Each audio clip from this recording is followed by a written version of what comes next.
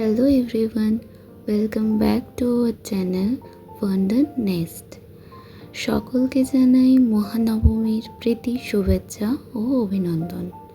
সব দিনের মতো আজও আমরা চলে গিয়েছিলাম আহিরিটোলা যুবকবৃন্দ ক্লাবে। এই মণ্ডপটি ছিল খুবই কালারফুল এবং প্রতিমা ছিল খুব ইউনিক। নেক্সট আমরা চলে যাই সিকদার বাগান। এনাদের ভাবনা ছিল সংকেত, জল ছাড়া মানুষ পাখি পক্ষী কারোরই বাঁচা সম্ভব নয়, তাই আমাদের জল বাঁচাতে হবে, এই মেসেজটাই এনারা দিতে চেয়েছেন। নেক্সট আমরা চলে যাই আহিরিটোলা সর্বজনীন। এনাদের ভাবনা ছিল প্রবাহ।